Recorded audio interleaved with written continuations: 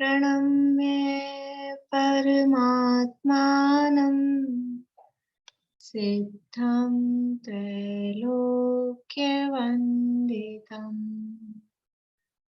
स्वाभाविक चिदानन्द स्वरूपं निर्मलाव्ययम् शुद्ध जीवादिद्रव्याणां देशकं च जिनेश्वरम् द्रव्यसंग्रह सूत्राणां वृत्तिं भक्षे समासत जीवमजीवमदवम् जिणवरवसहेण जीर्णनेत्थिष्ठम् देविन्दविन्दवन्दम् वन्दे तं सर्वदा शिरसा कहे जीव अजीव जिनवर वृषभ ने लोक में वे वंद्य सुरपति वृंद से वंदन करूं कर जोड़।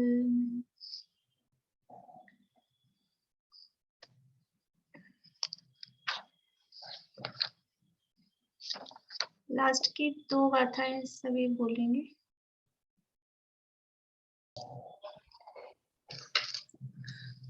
हाँ जी, वही बात थी कि मेरी छोटी किताब में हो ही था, इसलिए मैंने बोल दिया था।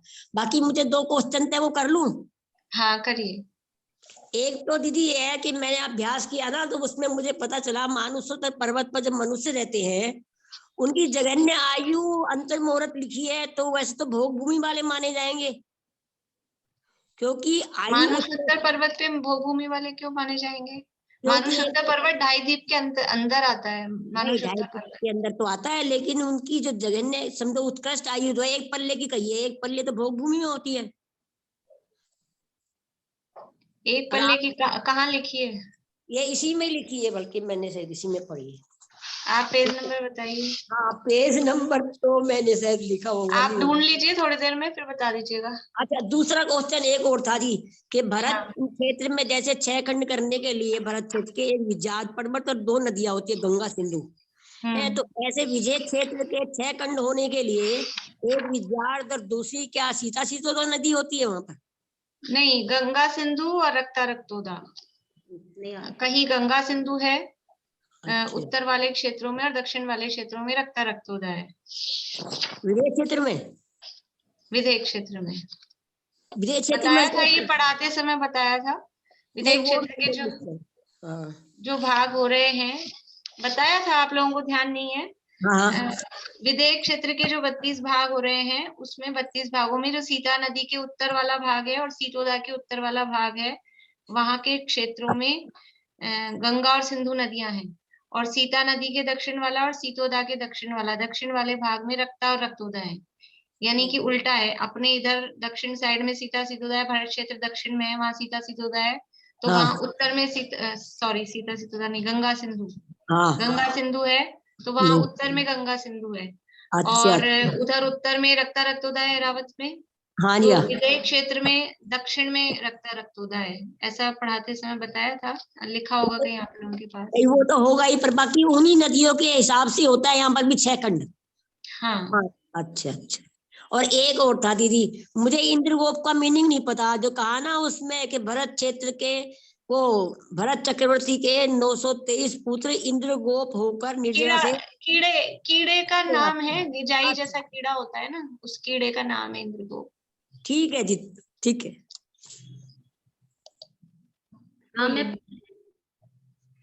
बोलिए। एक तो आज आपने जो नोट्स भेजे थे उसमें 530 नंबर पे जो ये दिया है ना, आवाज आ रही है? हाँ आ रही है, बोलिए। 530 नंबर पे बादर कषाय गुण स्थानों में तो 6 से 9 है या ये समझ 9 से 9 है क्या? ये 9 है। 6 से 4 तो कैसे होगा, 6 से 9 ही है। वो थोड़ा लाइट रह गया, वो लाइट रह गया, 9 ही है, 9 है। ठीक है ठीक है। अच्छा ये 516 नंबर पे जो है ना, 516 नंबर 16 हाँ, उसमें वो जो संज्ञा लिखा है उसका मतलब क्या भावमन होएगा? नहीं, संज्ञा का अर्थ तो इच्छा होता है। मैंने उन सबके विशेष, मुझे लगा वो पहले के पढ़े हुए हैं तो उसका डिटेल नहीं किया। संज्ञा का अर्थ इच्छा होता है। 4 संज्ञाएं होती ना, आहार, भय, मैथुन, परिग्रह, वो संज्ञा है। ठीक। और एक क्वेश्चन और रह गया मेरा, बुक में नंबर 156। फिर से बोलिए, पेज नंबर 156। हाँ हाँ, इसमें जो ये है ना, किस नक्षत्र में कितने दिवस सूर्य रहता है, वह कहते हैं एक मुहूर्त में चंद्र 1768 और सूर्य 1830 और नक्षत्र 1835 गगन खंडों में गमन करता है। और इन्होंने तो माइनस किया है, तो ये गगन खंड समझ में नहीं आया क्या हुआ। वो मैंने छोड़ दिया था, वो मेरे को भी ज्यादा क्लियर नहीं है गगन खंड क्या चीज है। मैंने पढ़ाते समय भी छोड़ दिया था कि इसको छोड़ दीजिए, अभी समझ नहीं आया मुझे भी। अच्छा, तो ये छोड़ दें, फिर इसको याद नहीं करना, मतलब ठीक है। सुनिता, हाँ मैं ये पूछ रही थी 513 पेज पे ये संगी मिथ्या दृष्टि, गर्भज और सम्मोचन दोनों दे रखे ना, तो भवनवासी से 12वें स्वर्ग तक जाते हैं वो, भवंत्रियक में लिखा था ना पहले। भवनवासी से आप क्या कह रहे हैं, क्या होना चाहिए? मतलब संगी मिथ्या दृष्टि, त्रियंश, गर्भज और सम्मोचन भवनवासी से 12वें स्वर्ग तक लिखा हुआ है ना आपने। हाँ, तो ये भवंत्रियक में नहीं आएगा क्या? भवनवासी वाले ही जाएंगे देव। अरे भवनवासी मतलब भवनवासी व्यंतर, भवनवासी से लिया है ना, तो व्यंतर, ज्योतिष, पहला स्वर्ग, दूसरा स्वर्ग, ऐसे भवंत्री के आएंगे ना मतलब। हाँ, भवनवासी का मतलब भवनत्रिक तीनों। भवनवासी से कहा ना, तो भवनवासी से कहा तो फिर उसके आगे व्यंतर, उसके आगे ज्योतिष, फिर उसके आगे पहला स्वर्ग, ऐसे पूरा। आप उसमें त्रिक और लगा लीजिए अगर आपको ऐसा लगता है कुछ। हाँ। बोलिए मनोरमा आंटी। ये लवण समुद्र वाले सूर्य चंद्र पानी के अंदर रहते 330 योजन गहरे। 530 अंदर योजन नहीं है लवण समुद्र वाले। 330 योजन। हाँ, 330 नहीं, 330 तो जो जम्बू द्वीप का सूर्य है ना, जम्बू द्वीप के सूर्य की गलियां लवण समुद्र के ऊपर 330 योजन तक है तो सूर्य जम्बू द्वीप का, लेकिन लवण समुद्र के ऊपर 800 योजन पे 330 योजन तक वो रहता है। जैसे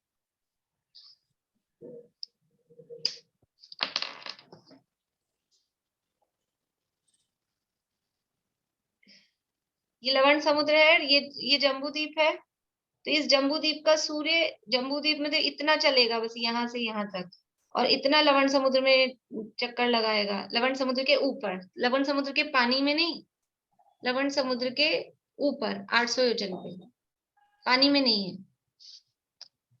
जो लवण समुद्र वाले सूर्य हैं वो पानी में है, जम्बू द्वीप वाला सूर्य पानी में नहीं है।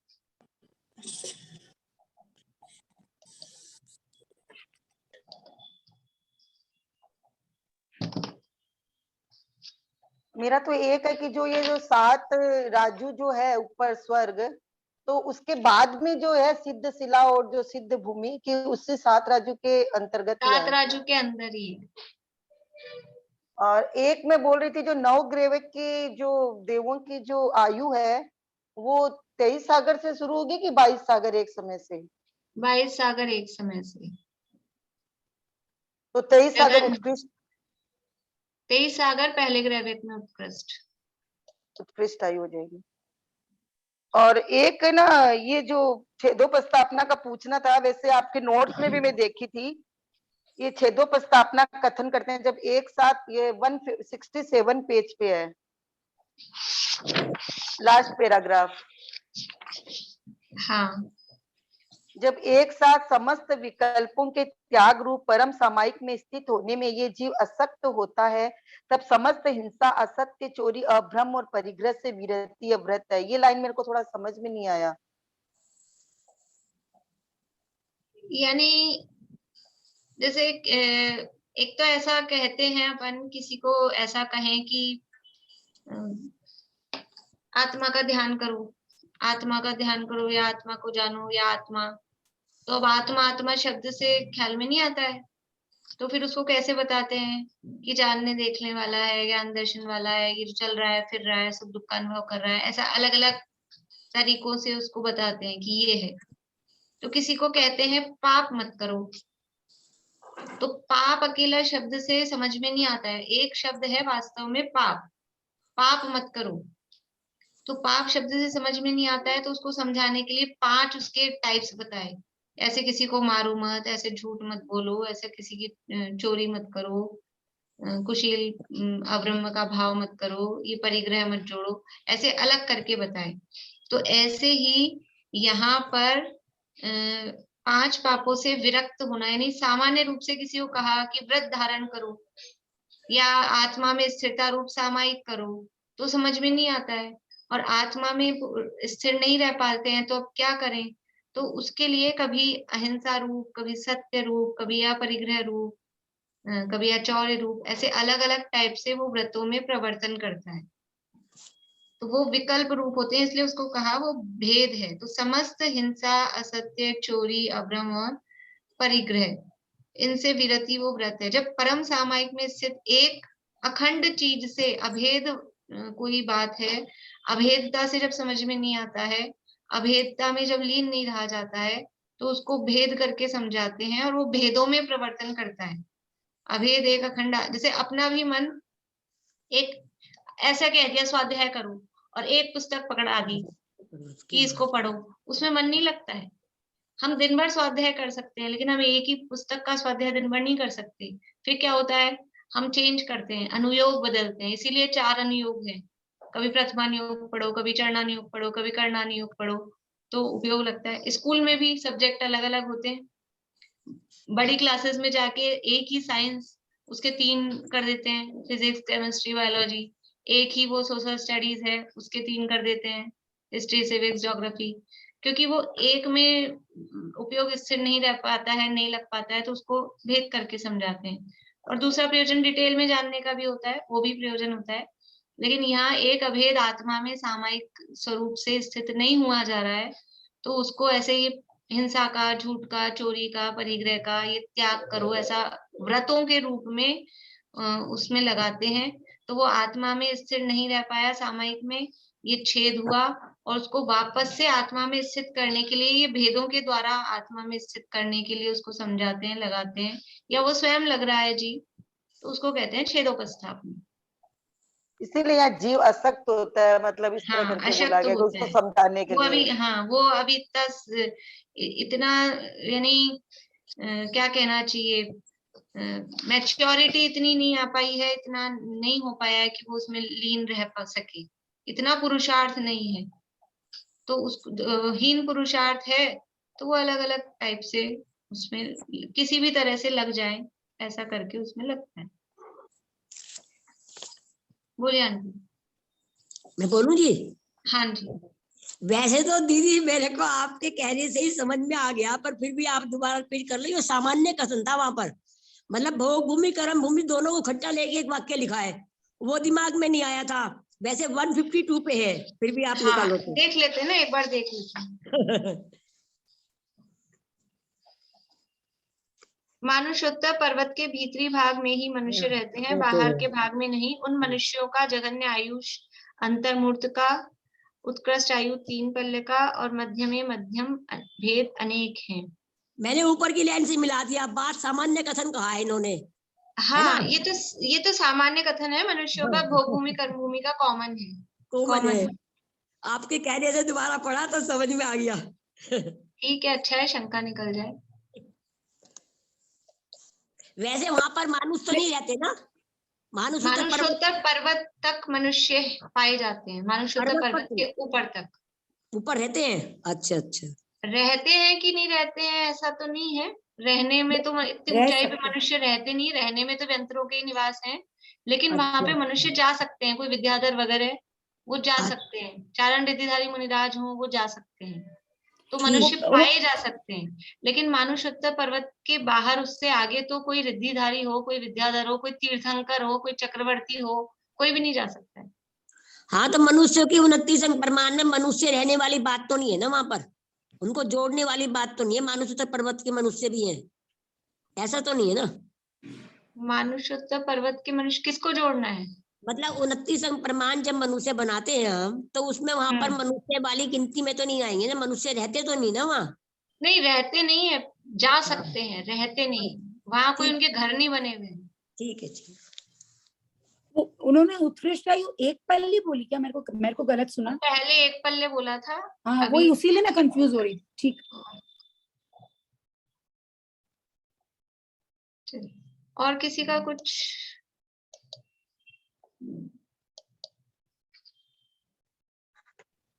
नोट्स में पेज नंबर 478 में एकत्व भावना में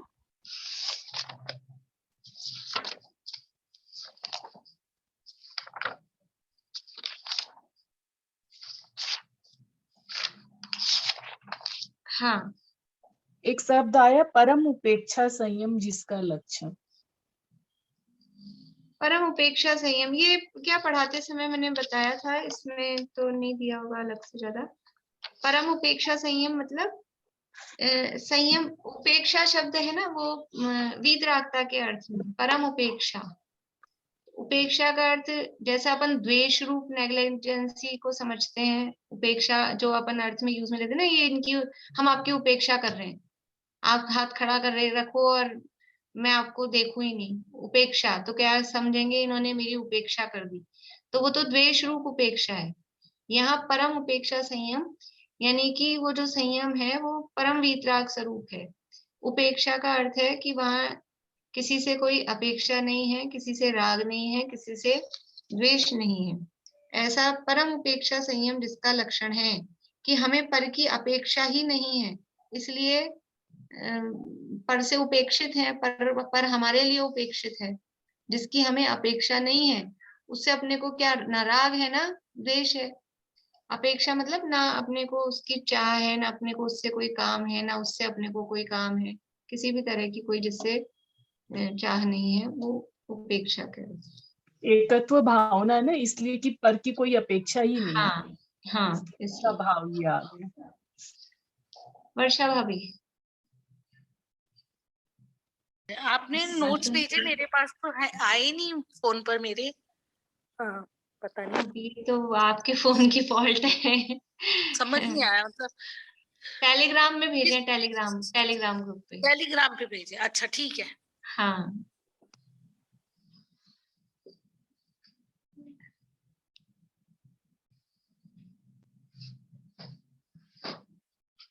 और किसी को प्रश्न है कोई?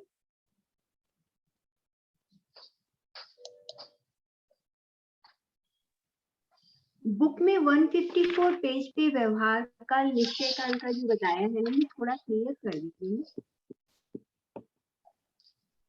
व्यवहार काल निश्चय काल, देखिए 154 पेज है बुक में। वे ज्योतिषी देव 2.5 दीप में मेरु की प्रदक्षिणा करके निरंतर परिभ्रमण करते हैं।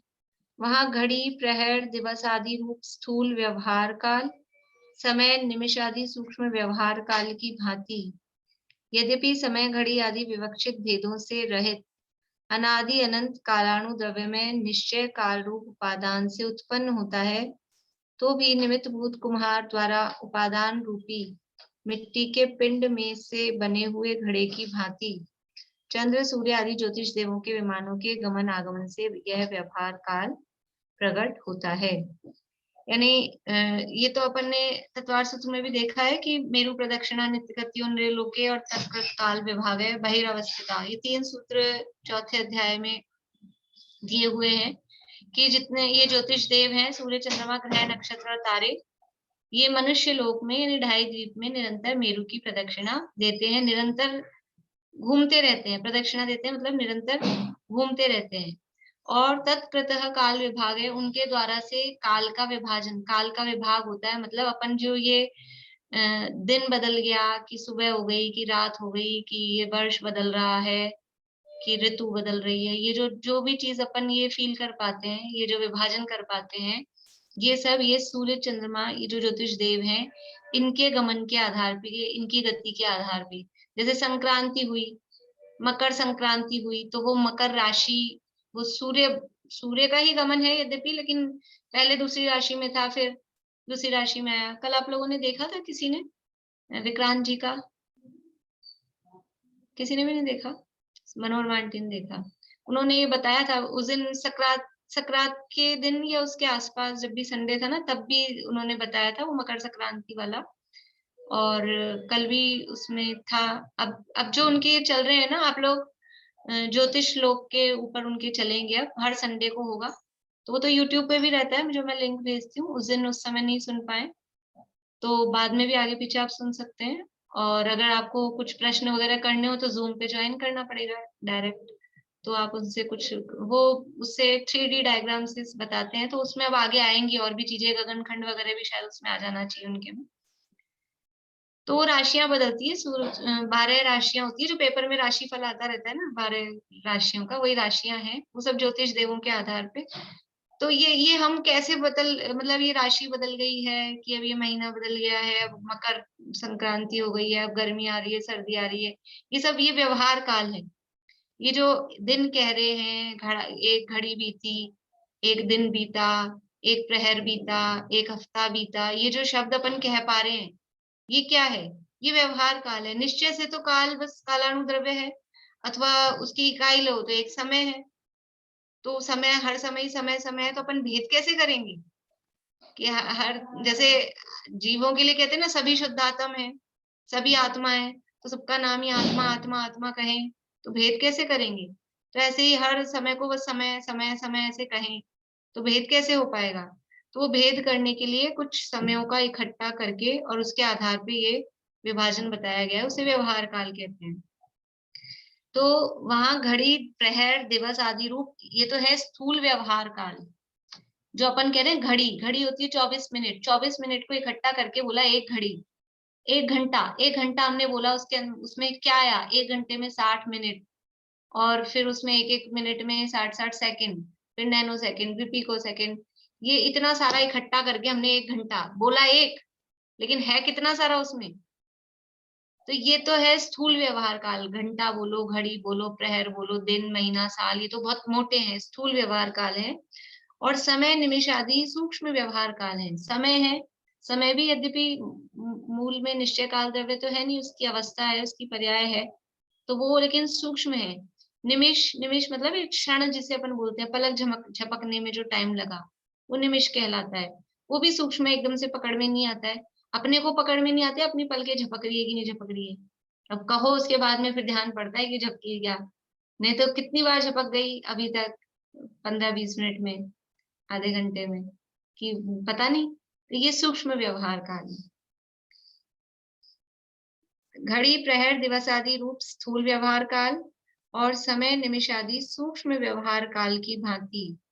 यद्यपि समय, घड़ी आदि विवक्षित भेदों से रहित अनादि अनंत कालाणु द्रव्य में निश्चय काल रूप उपादान से उत्पन्न होता है। ये जो व्यवहार काल है, वो वहां ये जो 2.5 दीप में व्यवहार काल उत्पन्न हो रहा है, ये किससे उत्पन्न हो रहा है? कि अनादि अनंत कालाणु द्रव्य में निश्चय काल रूप काल से। ये जो व्यवहार काल जो अपन कह रहे हैं, दिन, दिवस, घड़ी, घंटा, ये हो किससे रहा है? इसका उपादान कारण कौन है? उपादान कारण तो है कालाणु द्रव्य, वो उपादान कारण है। और वो कालाणु द्रव्य कैसा है? वो कालाणु द्रव्य घड़ी आदि विवक्षित भेदों से रहित है। उस काल मूल जो द्रव्य है, काल द्रव्य, उसमें ऐसा ये घड़ी है, ये घंटा है, ये दिवस है, ऐसे कोई भेद उसमें नहीं है। या ऐसा कोई ये वाला कालाणु घड़ी के लिए है, ये वाला कालाणु घंटा के लिए है, ये वाला कालाणु दिवस के लिए है, ऐसा भी कोई भेद नहीं है। ये कह रहे हैं यहाँ पे। फिर से पढ़ती हूँ। वहां घड़ी, प्रहर दिवस आदि रूप स्थूल व्यवहार काल समय निमिष आदि सूक्ष्म व्यवहार काल की भांति, यद्यपि समय घड़ी आदि विवक्षित भेदों से रहित अनादि अनंत कालाणु द्रव्य में निश्चय काल रूप उपादान से उत्पन्न होता है। यानी जैसे वो जो समय है, निमिष है, वो सूक्ष्म व्यवहार काल है, वो काल द्रव्य से उत्पन्न होता है, वैसे ही जो स्थूल व्यवहार काल है, घंटा घड़ी दिवस आदि, वो भी वास्तव में निश्चय काल द्रव्य से ही उत्पन्न होते हैं। इनका उपादान कारण कौन है? ये जो हमने दिन कहा, घंटा कहा, प्रहर कहा, इसमें उपादान कारण कौन है? वो परिणमन हो किसके कारण से रहा है? उसमें निमित्त मूल परिणमन वर्त कौन रहा है? तो वो वर्तना लक्षण वाला जो कालाणु द्रव्य है, उपादान कारण तो वही है। फिर उसको अपन अलग अलग सूर्य चंद्रमा के आधार से कह रहे हैं। सूर्य चंद्रमा काल को उत्पन्न करते हैं क्या? सूर्य सर्दी को या गर्मी को उत्पन्न करता है क्या? ये सर्दी गर्मी मतलब वो ताप नहीं, ये सर्दी के दिन, ये ऋतु जो अपन जिसे कहें, या गर्मी के दिन, ये सूर्य उत्पन्न करता है क्या? ये तो काल द्रव्य का परिणमन है, उससे अपने आप ये इस तरह का, ये महीना, अभी माघ का महीना आ गया, सर्दी पड़ रही है, कि जेठ का महीना आ जाएगा, तो इसको सूर्य उत्पन्न करता है क्या? ये जो महीने चल रहे हैं, सूर्य उत्पन्न नहीं करता है, सूर्य तो उसमें निमित्त है। तो उपादान क्या है? कि उपादान तो उसमें कालाणु द्रव्य ही है। जैसे सूक्ष्म काल में, समय में, निमिष में उपादान कारण कालाणु द्रव्य है, वैसे ये जो स्थूल व्यवहार काल है, घंटा दिवस प्रहर महीना साल, एक अवसर्पणी एक उत्सर्पणी, इन सब में भी मूल उपादान कारण तो कालाणु द्रव्य है। और जो सूर्य चंद्रमा ज्योतिष देव है, उनकी गति है, वो उसमें निमित्त कारण होता है। ये बात यहाँ कही है। फिर से पढ़ती हूँ, निशा आंटी आप ध्यान दीजिएगा, समझ में आया कि नहीं।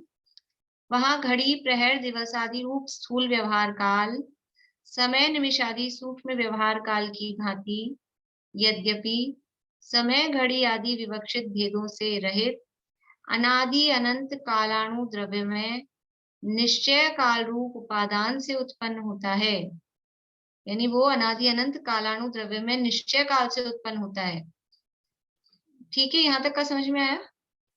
तो भी निमित्त भूत कुम्हार द्वारा उपादान रूपी मिट्टी के पिंड में से बने हुए घड़े की भांति घड़ा बना है। घड़ा बनने में उपादान कौन है? मिट्टी का पिंड, उपादान रूपी मिट्टी का पिंड। और निमित्त कौन है? निमित्त है कुम्हार।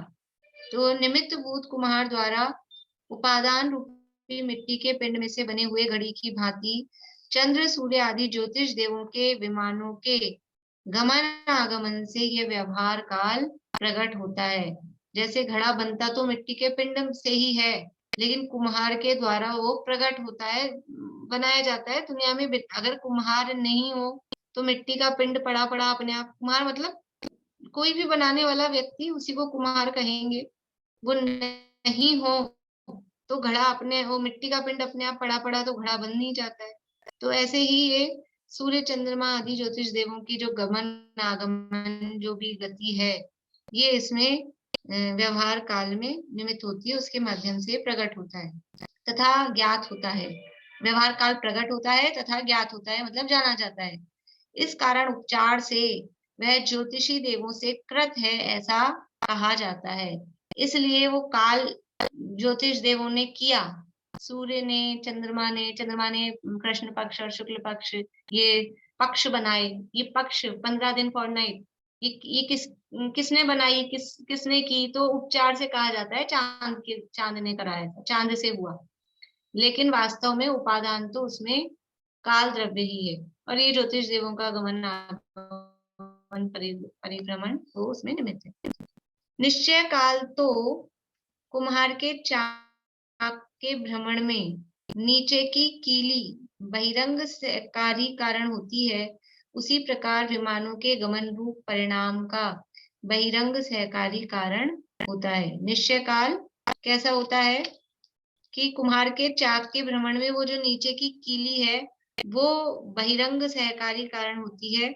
उसी प्रकार जो विमानों का गमन हो रहा है, विमानों का गमन अपने उपादान से हो रहा है। अभी तक तो अभी तक तो कह रहे थे कि जो काल का परिणमन हो रहा है वो कालाणु के उपादान से हो रहा है, विमानों के गमन उसमें निमित्त है। अब कह रहे हैं विमानों का जो गमन हो रहा है वो विमानों का गमन अपने उपादान से हो रहा है, और ये जो निश्चय काल है वो निश्चय काल उसमें निमित्त है। जैसे कुम्हार की चाक को चलने में वो कीली वो निमित्त है, लेकिन जो चाक का चलना हो रहा है, उसका जो परिभ्रमण हो रहा है वो उसकी स्वयं की योग्यता से हो रहा है। चाक अलग चीज है, कीली अलग चीज है, दो चीजें हैं ना। अभी पूरी चक्की को एक नहीं समझो, कीली अलग और उसका जो पार्ट है चक्की का वो अलग। तो वो जो पार्ट घूम रहा है वो पार्ट अपनी योग्यता से घूम रहा है, कीली उसमें निमित्त है। ऐसे ही ये जो विमान घूम रहे हैं ज्योतिष देवों के, वो अपने उपादान की योग्यता से घूम रहे हैं, और काल द्रव्य जो है निश्चय कालाणु है वो उसमें निमित्त है। ऐसा दोनों तरफ से उपादान निमित्त यहाँ पर बताया है। ये क्या, ये मैंने नोट्स नहीं बनाए ना इन सबके, तो ये चीज रह गई है, देखेंगे अब समय मिलेगा तो फिर आगे। बोले नहीं तो भाभी। जैस्मिन भाभी, भाभी ये है ना इसमें 155 में अपशत, दिशा, भूमि, आद्रा, स्वाति, ये वाला थोड़ा सा प्रकरण बता दीजिए। नक्षत्रों के नाम है, नक्षत्रों के नाम है जो 28 नक्षत्र। तो इसमें गगन्य, उत्तम और मध्यम कैसे डिवीजन कैसे किया है? ये मतलब ऐसा ही है, यानी मतलब समझ लीजिए आगम से परंपरा से या केवल यानी कि भगवान के आधार से ये उत्तम नक्षत्र कहे जाते हैं, मध्यम नक्षत्र कहे जाते हैं, जघन्य नक्षत्र कहे जाते हैं, ऐसी इनकी स्थिति है। तो 6 नक्षत्र जघन्य हैं और 6 उत्तम हैं और बाकी के सब मध्यम हैं। तो ये इनका विभाजन किया हुआ ही है, और फिर किस नक्षत्र में कितने दिन सूर्य रहता है उस आधार पे गगन खंडों का ये यहाँ पर विभाजन किया गया है।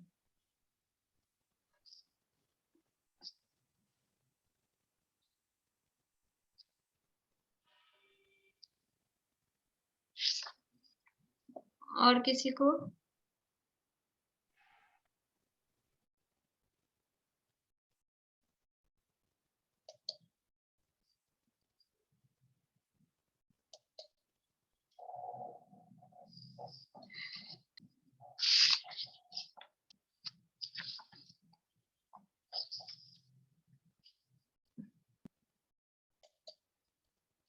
दीदी क्या लवण समुद्र के बारे में भी आएगा क्या? मुझे पीडीएफ पढ़ने की कम आदत है, मैं इसलिए पूछ रही। नहीं, लवण समुद्र का डिटेल जो अपन ने पढ़ी थी ना वो ज्यादा डिटेल नहीं आएगी, इसमें जितना है उतना ही आएगा। ठीक है, ये तो मैं अच्छे से पढ़ लूंगी। अपने बुक में जितना है उतना ही आएगा। हाँ ठीक है। फिर एक्चुअल में तो कोर्स इतना ज्यादा है कि मैं 100 प्रश्न बनाऊं ना तो भी पूरा नहीं पढ़े, इसलिए वो आपको लगेगा कि हम पढ़ रहे हैं बहुत सारी चीजें उसमें कवर करना, क्योंकि बहुत विषय के लिए लोक भावना में इतना विषय कि उसी का सेपरेट पेपर हो जाए। इसके अलावा और सारी अपनी बाह्य भावनाएं हैं, परिचय है, चारित्र है, ये सब भी हैं। तो बहुत ज्यादा कोर्स है, तो बहुत ज्यादा प्रश्न फिर मैं नहीं बना रही हूँ, क्योंकि 2 पेपर नहीं एक ही में निपटने दोगी। बोलिए चमेली आंटी। मेन करवा दीजिए ना, बिल्कुल समझ में नहीं आ रहा, इतना लेंथी कोर्स है, टाइम की भी समस्या थोड़ी सी। टाइम तो काफी दे दिया मैंने आप लोगों को, मैं तो ये सोच रही हूँ अभी 2 दिन करेंगे क्या बना, 7 तारीख हुई है, 8 और 9 आप लोगों के प्रश्न अभी खत्म हो चुके हैं, तो 2 दिन क्या करेंगे? पढ़े नहीं तो प्रश्न कहाँ से लाएंगे, वो वाली बात ना। आप इसको देखो, जो लोक की ये लोक वाला है ना, ये अपना पढ़ा हुआ सुना हुआ है, जो आप लोगों ने जो कॉपी में लिखा होगा ना पढ़ते समय, उसके आधार पे और इसको साथ में रख के वो पढ़ेंगे। तो बस उसमें याद करने वाली चीजें क्या है थोड़ी सी, कि कौन कहाँ जाता है आता है, कहाँ से पैदा, मतलब कौन से नरक से कहाँ तक जा रहा है, कौन से स्वर्ग से कहाँ तक जा रहा है, वो थोड़ा सा याद करना पड़ता है। बाकी जो रचना है वो रचना आपको एक बार अपने हाथ से बना लेंगे तो समझ में आ जाएगी रचना। और ये जो है इसको ही अच्छे से पढ़िए आप, जो अपनी किताब में जो टीका दी हुई है उसको अच्छे से पढ़िए। और ये लगती है बहुत सारी, जो अपन ने एक्स्ट्रा बातें पढ़ी है बहुत ज्यादा उसमें अभी मत जाइए, अगर टाइम कम लगता है और ऐसा लग रहा है तो जितना ये है उतना तो पढ़ ही लीजिए। और परीक्षाओं के संबंध में, परीक्षाओं का स्वरूप लिखने को आपको कुछ आना नहीं है तो रटना तो है नहीं। आपको गुणस्थान ध्यान में रखने हैं, कौन से गुण, और कर्म याद रखने हैं। ऐसे ही चारित्र में भी चारित्र का स्वरूप पढ़ लीजिए ध्यान से, और कौन सा चारित्र कौन से गुणस्थान में है। परिहार विशुद्धि चारित्र की जो विशेष बातें हैं वो याद रखनी है। और 12 भावनाओं के संबंध में ऐसे तो पढ़ा हुआ है बहुत बार का, मतलब विषय कठिन नहीं है, लेंदी जरूर है, बहुत सारा है, लेकिन ऐसा कठिन नहीं है। 12 भावनाएं पढ़ी हुई है अपनी कई बार, तो सामान्य से उनका स्वरूप पता ही है। और इसमें ये जैसे जो मध्य लोक के संबंध में है, तो अब ये कौन सी नदी कहाँ है या कौन सा पर्वत कहाँ है, कौन सी नदी कहाँ बह रही है, तो उसके संबंध में जैसा इसमें लिखे हुए हैं उस टाइप से कुछ, क्योंकि मैं भी आपको चित्र तो दे नहीं सकती हूँ उसमें कि इस नदी को बताओ कहाँ है, तो कुछ कुछ इधर उधर की चीजें देख के कि इसके बीच में कौन सी जगह है, कि इसके बीच में कौन सा क्षेत्र है, कि इसके बीच में कौन सा पर्वत है, इसी तरह से मुझे प्रश्न देना पड़ेगा। तो वो आप एक बार नक्शे में लोकेशन ध्यान रखेंगे और शांति से करेंगे। बहुत ज्यादा ऐसा शायद 55 या 60 इतने ही प्रश्न बनाए हैं, बहुत सारे नहीं बनाए, नहीं तो प्रश्न तो 100 बन जाएंगे, लेकिन फिर वो आप लोगों को करते करते भी थकान हो जाएगी और ज्यादा भी हो जाएगा। बोलिए रेणु जी। वो विदेश क्षेत्र के 32 नगरियों के बारे में भी आएगा क्या अंदर का डिटेलिंग? डिटेलिंग के नाम नहीं आएंगे, बस 32 नगरियां जैसे उस दिन पूछी थी 32 विभाजन कैसे हुए, डिटेलिंग में नाम तो मैंने मना कर ही दिए कि नगरियों के नाम नहीं आएंगे। नहीं, वो बख्तियार तो गिरी, गंगा नदी और उसके अंदर में जो नाम है वो सब है ना, जैसे कितने भाग हुए, और तो ये तो आता ही है ना, इसमें क्या है। अगर ऐसे पूछ लिया जाए कि सीता नदी के उत्तर तट पे विदेश क्षेत्र के कितने भाग हैं, तो नहीं आएगा आपको जवाब कितने भाग हैं सीता नदी के उत्तर तट पे। अभी आप बोले ना वो रक्तोदा नदी, वो वाला बात मेरे थोड़ा समझ में नहीं आया, इसीलिए मैं पूछ रही हूँ। रक्तो नदी और सीता, वो तो विदेश क्षेत्र के जो 32 देश हैं, उन 32 देशों में भी, यानी 32 जो क्षेत्र हैं विदेश क्षेत्र में, उन हर क्षेत्र के भी 6-6 खंड हैं। तो वो 6 खंड कैसे हो रहे हैं कि वहां भी बीच में एक विजयार्थ है और 2-2 नदियां हैं। तो 2-2 नदियां हैं, तो उत्तर वाले क्षेत्रों में गंगा सिंधु नदियां हैं, दक्षिण वाले क्षेत्रों में रक्तोदा नदियां हैं। मतलब उल्टा एक लाइन की बात याद, हाँ अब एक लाइन की बात याद रखनी है अब, लेकिन आपको बस क्वेश्चन को पढ़ते समय हड़बड़ी नहीं करनी है, शांति से पढ़ के कि क्या पूछा है, बस फिर आप बाद में ये कहेंगे मेरा जल्दी में गलत हो गया, मुझे तो आता था। तो इसीलिए मैं कह रही हूँ शांति से पढ़ के और जवाब लिख देना। पेपर बिल्कुल भी कठिन नहीं है, आराम से हो जाएगा। आपको इस टीका को, ये जो पेज बताए 115 से 170, ये आपको पढ़ने हैं। अभी 2 दिन है, 2 दिन में 4 बार तो आराम से पढ़ ही सकते हैं। तो नोट्स भी तो पढ़ने हैं ना। नोट्स में देखो, नोट्स में आधी तो टीका ही लिखी हुई है, मैं जहाँ टीका लिखती हूँ वहां टीका लिखती हूँ साइड में कि ये तो टीका का ही है, पर मैं उसको लिखती इस तरह से हूँ कि आपको टीका ऐसे इकट्ठी पैराग्राफ में दिखती है तो भारी सी लगती है, तो मैं उसको थोड़ा टुकड़ों टुकड़ों में करके लिखती हूँ, जैसे अपन बोलते हैं ना जहाँ रुक के, उस तरह से मैं उसको लिखती हूँ। तो मैंने बाकी टीका मैंने पूरी पढ़ी है, भले आप इसमें से नहीं पढ़े, तो पूरी मैंने लिखी है, पर वो जो लोक भावना वाली टीका है वो मैंने इसमें ली नहीं है, क्योंकि उतना टाइम नहीं था। फिर आज जैसे पूरा हो गया है, नहीं तो वो पूरा लेती मैं तो फिर कुछ भी नहीं पूरा हो पाता, क्योंकि उसमें मेरे को टाइम लगेगा। अब कभी करूंगी उसको चालू मेरे को ऐसा लग रहा है कि आपके नोट्स पढ़ने से हो जाएगा। हाँ तो आप नोट्स पढ़ लीजिए, लेकिन लोक भावना के लिए तो इसमें से ही पढ़ना पड़ेगा, बाकी और चीजें आप नोट्स में से पढ़ लीजिए। और नोट्स में भी बहुत सारी चीजें एक्स्ट्रा भी लिखी है मैंने, 12 भावनाओं वाली भी, और भी वो बहुत सारा मैंने अपने लिए वैसे लिखा है कि भी कभी भी पढ़े अपन तो उसको समझ सके। इसलिए मैं अभी कह रही हूँ कि नोट्स में तो आपको जो समझ में नहीं आ रहा हो, अब दोनों चीजें पढ़ना, तो फिर भी इसको ज्यादा मैं प्रेफर कर रही हूँ कि आप पहले बुक में से पढ़ लें, वो ज्यादा अच्छा है। कुछ छूट जाएगा नोट्स में तो कोई बात नहीं, और वो चार्ट वगैरह नोट्स में से आपको आसान लगते हो तो वो चार्ट देख लीजिएगा। चलिए अपना समय भी हो गया है, अभी यहीं पूरा करते हैं। जय चंद्र।